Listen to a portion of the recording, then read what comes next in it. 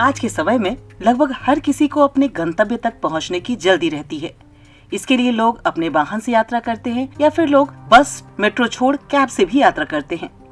अब बढ़ते कैब के उपयोग को देखते हुए सड़क परिवहन और राज मंत्रालय द्वारा मोटर व्हीकल एग्रीगेटर गाइडलाइन 2025 1 जुलाई से जारी कर दी गई है, जिसके तहत अब कैब कंपनियां पीक आवर्स में ग्राहकों से बेस फेयर से 2 गुना तक चार्ज ले सकेंगी, जबकि अब तक ये 1.5 गुना तक लिया जाता था। अब ऐसे में जाहिर है कि कैब से यात्रा करने वाले लोगों की जेब ज्यादा ढीली होती नजर आएगी। हाँ, कैब से चलता हूँ, काफ़ी बार कैब से भी करता हूँ, रैपिडो वगैरह बुक कर लेता हूँ जी। हाँ। ये बताइए, अब पीक आवर में किराया कंपनी जस्ट डबल कर सकती है, इसको कैसे देखते हैं आप? ये वैसे नहीं होना चाहिए, क्योंकि अगर किराया डबल करेगी, पहली बात तो हम जब चलते हैं, एक नॉर्मल बंदा ही है जो सफ़र करता है कैब वगैरह के अंदर, ठीक है। जब नॉर्मल बंदा ही किराया डबल देगा तो फिर वो कहाँ से अफोर्ड कर पाएगा जी। है ना। तो मेरे हिसाब से ये चीज़ नहीं होनी चाहिए जी। एक चीज़ और अच्छा है कि राज्य सरकारें तय करेंगी कि कितना किराया होना चाहिए, इसको कैसे देखते हैं? राज्य सरकारें अगर तय करेगी, वैसे राज्य सरकारें हाँ वो तय कर सकती है, एक तरीके से तय करे, या वैसे स्टेट गवर्नमेंट तय, सेंट्रल गवर्नमेंट तय करनी चाहिए। एक तरीके से सेंट्रल गवर्नमेंट तय करे कि कितना किराया, क्राइटेरिया होना चाहिए। जैसे कि अभी रेलवे स्टेशन पे क्या है, जो कुली है ना, कुली अगर कोई सामान को लेके जाते हैं तो उनका किराया तय है, वो एक उनका चार्ट बना हुआ है कि आप जो है उस तरीके से ही आप जो है सामान उतना ही लेके जाए, एक्स्ट्रा पैसे ना दें उनको। यही नहीं, नए नियम के मुताबिक अगर ड्राइवर बिना सही कारण किसी की राइड कैंसिल करता है तो उस पर बेस किराए का 10% जुर्माना लगेगा। वहीं सरकार ने इस नए नियम को राज्य सरकारों को अगले 3 महीने के भीतर लागू करने की सलाह दी है। साथ ही ड्राइवरों के लिए 5 लाख रुपए तक का बीमा कवर अनिवार्य किया है, जिसे कैब चालकों ने सरकार का अच्छा फैसला बताया है। नियम तो अच्छा है, पर ये लाभ कैसे मिलेगा ये तो बताना पड़ेगा ना आपको। ये कंपनी बताएगी कि कंपनी की तरफ से आप लोगों का 10 लाख रुपए का बीमा होगा। मान लीजिए सड़क दुर्घटना हो गई तो आपके परिवार को जो है ये बीमा मिलेगा। जी। किसमें चलाते हैं आप? जोमेटो में कितने घंटे की नौकरी करते हैं? 12 घंटे। इलाज करवाने के पैसे वगैरह मिलते हैं? नहीं सर, कोई बीमा? कोई भी नहीं। अब जो है सरकार की तरफ से नया नियम जारी किया गया है कि कंपनी को बीमा करके देना होगा, तो कैसा है नियम ये?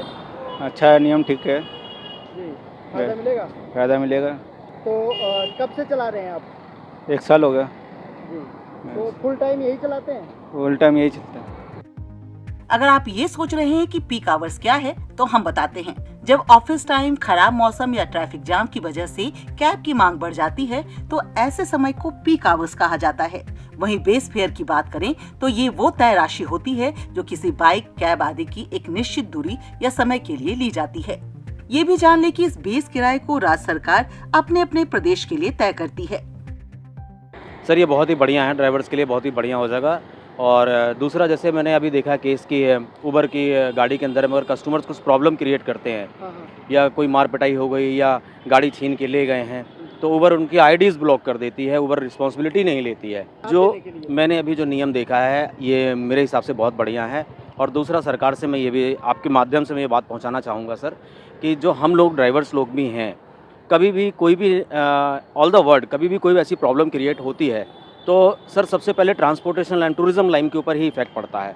लाइक दैट, जैसे कोविड आया, कोविड के टाइम में सबसे पहले ट्रांसपोर्टेशन बंद हुआ, ट्रैवलिंग बंद हुआ, और जब कोविड के जाने के बाद में भी हम लोग का काम बहुत देर के बाद ही स्टार्ट हुआ। तो इसलिए हम चाहते हैं कि कुछ हमें और सरकार की तरफ से फैसिलिटीज मिले, लाइक जैसे ड्राइवर का इंश्योरेंस होना चाहिए। और ये अच्छा लगा अभी जो चल रहा है, इसमें हम लोग काफ़ी खुश हैं और ये हो जाएगा तो बहुत ही बढ़िया रहेगा sir. Motor vehicle aggregator guideline 2025 के जरिए सरकार यात्रियों की सुविधा और ड्राइवरों की सुरक्षा के बीच संतुलन बनाने की कोशिश कर रही है। हालांकि इससे यात्रियों को आर्थिक नुकसान हो रहा है, लेकिन स्पष्ट नियमों और बीमा जैसे प्रावधानों से पारदर्शिता और जवाबदेही की दिशा में उठाया गया इसे बड़ा कदम माना जा सकता है। हमने कुछ कैब चालकों से बात की तो उन्होंने बताया कि अगर कंपनी की तरफ से उन्हें बीमा मिलता है तो वो काफ़ी राहत की बात है उनके लिए, क्योंकि कोई किसी भी तरीके का बीमा ना होने से उन्हें सुरक्षा का खतरा सताता था। वहीं दूसरी तरफ जो यात्री हैं उनका कहना है कि अगर कंपनियां पीक आवर में किराया बढ़ाएंगी तो सबसे ज़्यादा लोग पीक आवर में ही कैब का इस्तेमाल करते हैं ऑफिस आने जाने के लिए। अगर इस समय किराया बढ़ेगा तो सीधी सी बात है कि इसका खामियाजा यात्रियों को ही भुगतना पड़ेगा। पहले जो किराया बढ़ता था पीक आवर में सिर्फ 1.5 गुना तक बढ़ा सकती थी कैब कंपनियां, लेकिन अब किराया जो है वो 2 गुना तक बढ़ जाएगा और इससे कहीं ना कहीं यात्रियों को आर्थिक नुकसान भी होगा। ईटीवी भारत के लिए दिल्ली से मैं धनंजय वर्मा।